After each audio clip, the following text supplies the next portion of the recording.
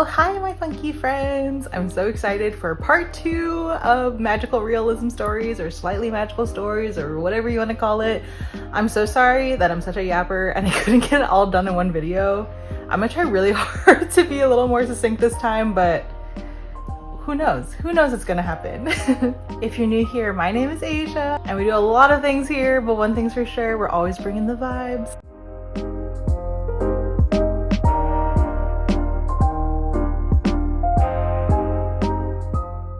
As I said earlier, we're on part 2 of slightly magical stories. We're gonna be reading through a couple books that I think fits this category, and if you're unfamiliar with magical realism stories, or what I'm coining for no reason, slightly magical stories, it's basically, you know, works of fiction that feel very grounded in real life, but there's like just an essence of something a little magical that helps move the plot along, helps reveal more of the character development, whatever have you. I really love these kinds of stories. I think they're so fascinating. It reminds me of movies like Your Name. Oh, so good. I love Your Name. Maybe we need to do a video on that in the future.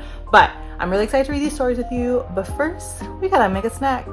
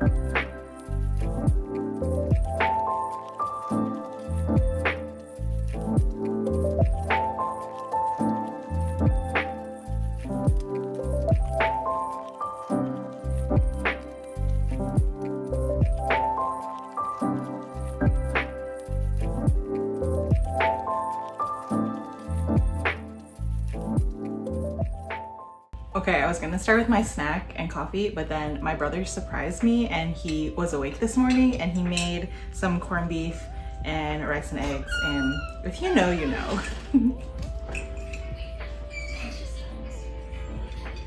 Hello.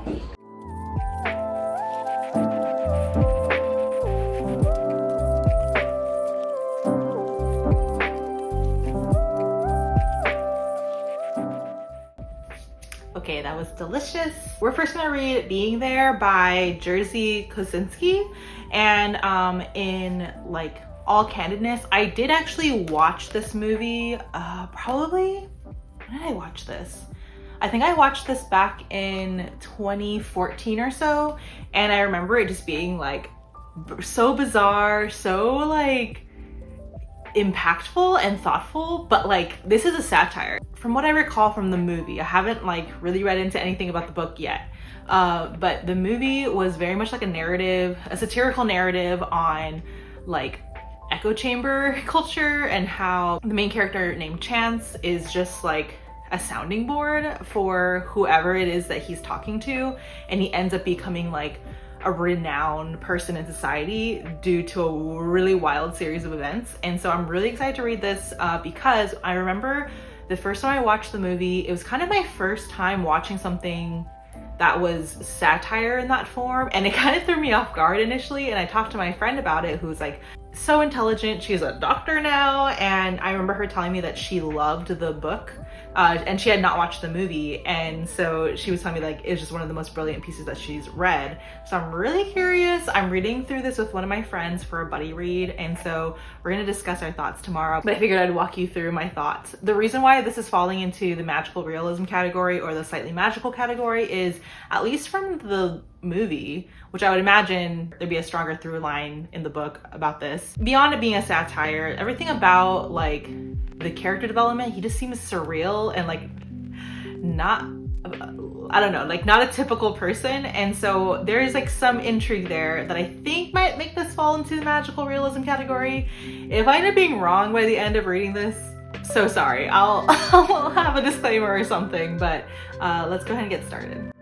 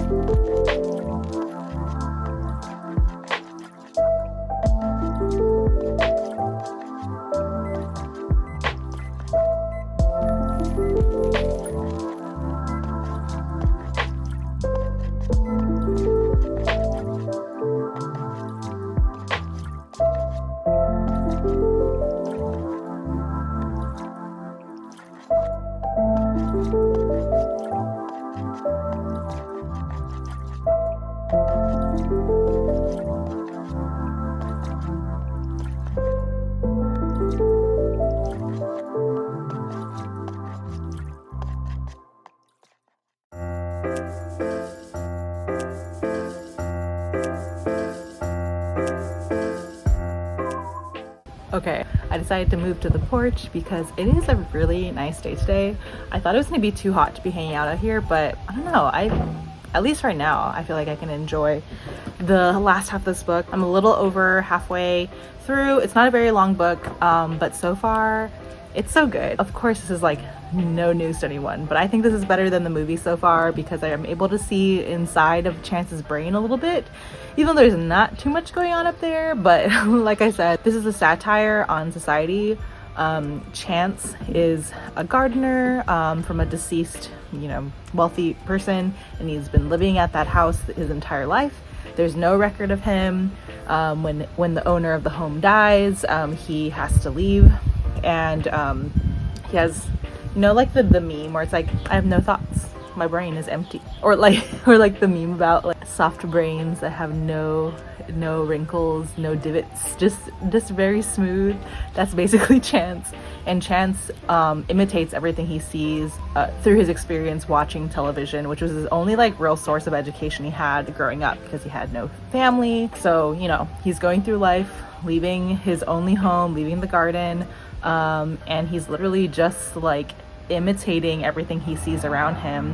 And we're seeing how everyone else responds to him. They think he's brilliant. They project brilliance onto him. He says things that doesn't have any like underlying meaning, but they interpret the meaning to be something very profound. It's a very fascinating like perspective on society, how we view communication skills and intelligence and charisma and charm and all of that. So it's very good. A lot packed into like there's only 140 or so pages, and I'm like 80 pages in. Very, very good. So we can keep reading together. But before we get started, look, all of these hibiscuses are blooming. They're so cute. Also, Pocky's been so good at being a porch dog. So proud of her.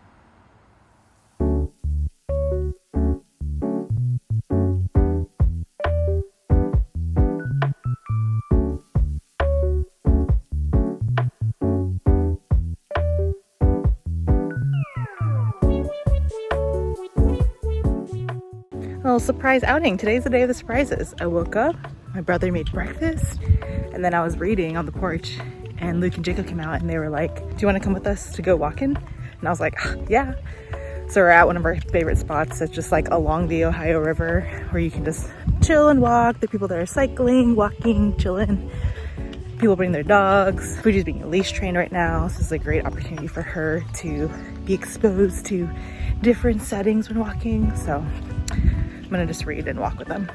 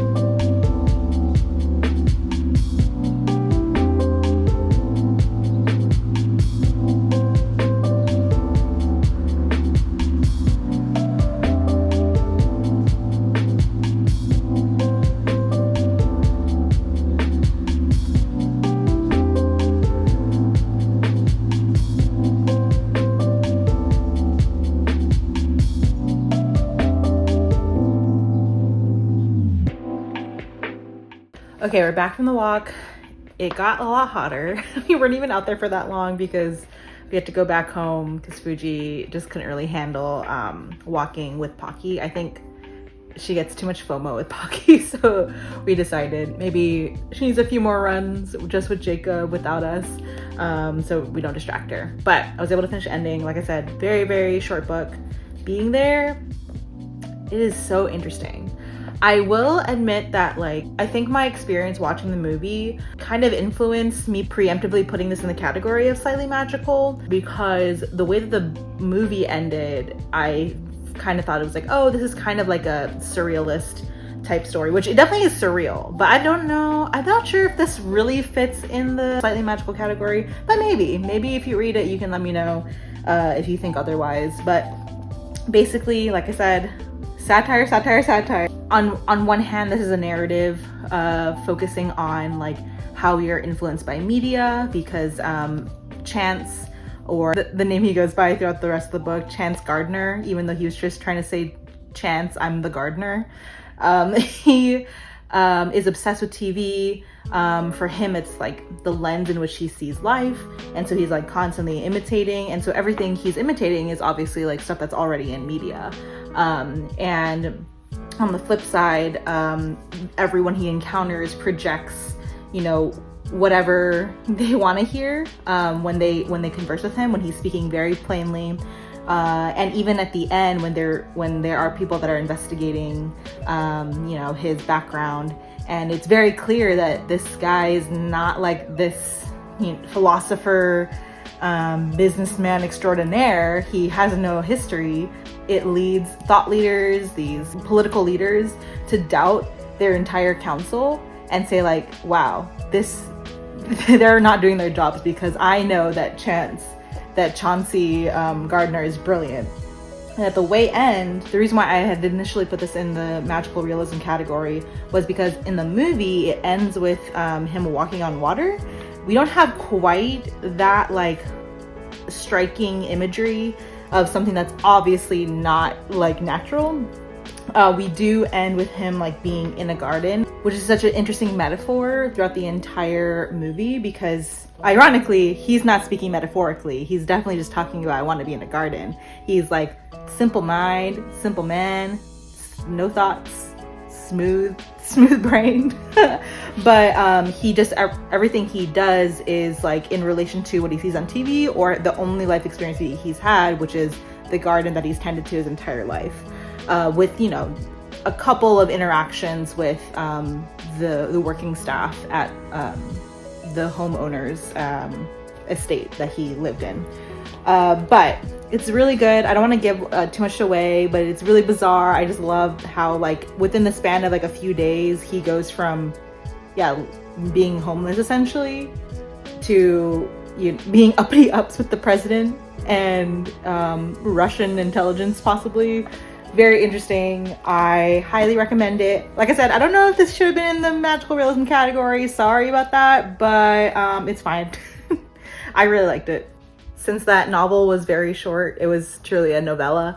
I'm gonna take a quick shower and refresh because I'm very warm, and then we'll get started on our final book in the magical realism series. We may need to revisit this in a year because I'm sure I'll find more slightly magical stories for us to dig into, but we've got one more and I'm really excited to read it. Okay, I showered, had dinner. I'm still so full from dinner. And we're gonna be reading People from My Neighborhood. And I'm really excited about this book because first of all, the cover art is so pretty. Like, look at this. When you open the book, you see it throughout. I did get this book used, so I'm kind of sad that there's a rip in this, but it's okay, it's fine. I just won't look at it. But this is a collection of stories of people in the neighborhood, and it's by Hiromi Kawakami, and it's translated by Ted Goosen, and I'm really excited to read this. I am hopeful that this is going to fit into the magical realism or slightly magical category because at least one of the stories there is like a hint of something magical that shouldn't happen in real life. I feel like if being there deserves to be on this list, which I don't know if it does, but maybe it does, then this definitely should. I am also really excited because it's nighttime and I'm feeling cozy, and I feel like I need to transform this space to make it, you know, one, bright enough to read, but two, nice and cozy for a nighttime read.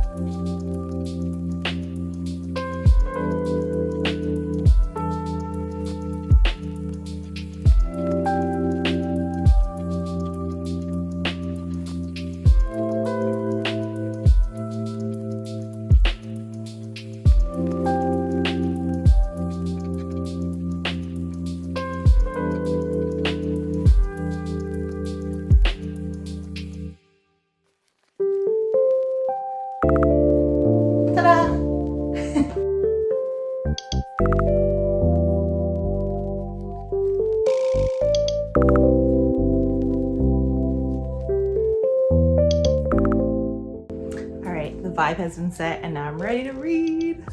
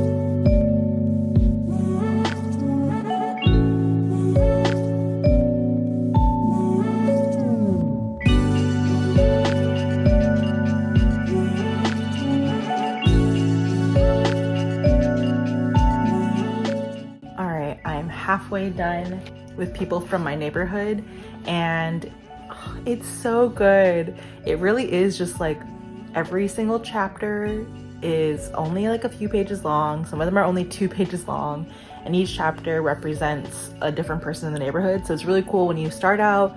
Obviously, you're being introduced to each character. You're unfamiliar with the rest of the neighbors. As you continue to read each chapter, you're like adding to the neighbors that already exist. So they call back to the chicken farmer, the lady that runs the Love, which is a club that no one ever goes to.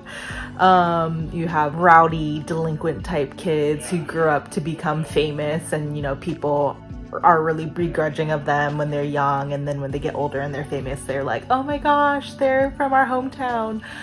So it's just like really interesting, quirky stories. There definitely are a few cases of that like magical realism. The first chapter in particular is about someone who stumbled upon a kid that they couldn't tell like what they were. They're like, I don't even know if this kid is human, which I'm like trying to imagine that in my head, and to find out that it's probably like some sort of spirit that's you know, stumbled upon her or like is haunting her or something, and ended up like living the entire like 30 years that she was in the neighborhood with her. And they're just like really interesting stories. It kind of reminds me of like O. Henry, sort of. O. Henry is like known for short stories with like ironic twists, and that's like kind of the same thing. That's kind of what I'm getting from this collection of stories from the people in this neighborhood. But we're gonna keep reading. And also, Pocky is sleeping right next to me, and it's really cute. Like, let me just show you.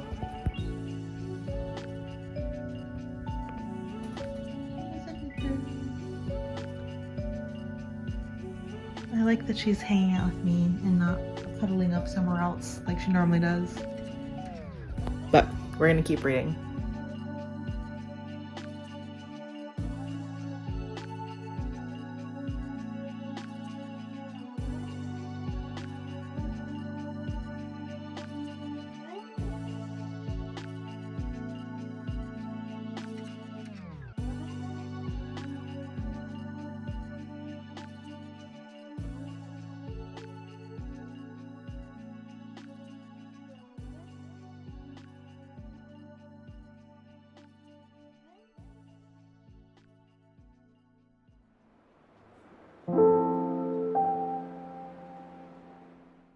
Okay, I didn't get to finish the book last night because the vibes are kind of killed, because remember how we took the dogs on a walk?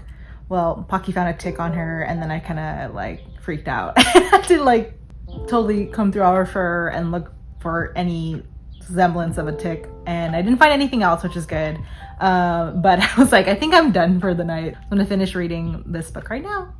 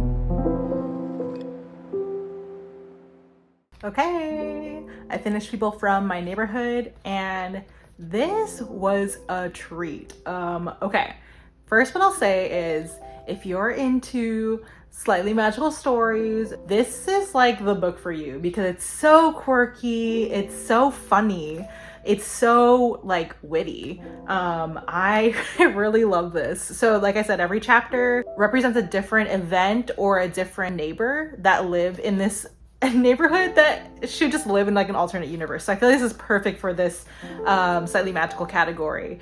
With it being like a Japanese novel that's translated to English, obviously, I really love the snapshot we get into Japanese culture. There's a lot of communal and community focused life. There's some stories of people being passed off to different families because, you know, one family can't take care of they have so many children, and they have a lottery for people to take turns in the neighborhood caring for one of their kids. And I don't know, they're just like really cool touches of Japanese culture in this, but obviously like in the most bizarre way. I really love the ironic twists for basically every chapter. Like, I was trying to visualize this neighborhood, and I love how it just kept expanding and morphing in my mind as this book goes from, you know, relatively grounded, really focused on these very tiny vignettes of people's lives in this neighborhood, and then like about halfway through the book on to the end, it just gets more and more insane. It kind of reminds me of like the feeling you got when you're little reading If You Give a Mouse a Cookie for the first time. Like, that's kind of how I felt reading this collection of stories. It was so funny, so, I don't know, so smart. It really is something that makes you slow down to read, because like I said, the books that I read today were very short, but I would say both Being There and People from My Neighborhood, these books, like, you should read slowly. I would say specifically this book, you should read very slowly so you can take in every single detail. Since each chapter is anywhere from like 2 to 5 pages long, every sentence is very impactful, and it really adds to the story. There's no frivolous language that's being used. So I highly recommend this. This is like such a fun novel to end with. I am definitely gonna have to do like a series of other novels by Hiromi Kawakami, because I need to know more. I need to consume more of her literary prowess. It's kind of crazy. So I hope that you enjoyed this. Let me know if you give either of these books a read. Let me know if you give any of the books a read from the part 1 of this series. And I'm really excited that we got to hang out together. So many fun things happened during this vlog. I hope that you enjoyed the vibes today, and I hope that the vibes that you give out to others are equally as enjoyable. I love you all so much. Bye!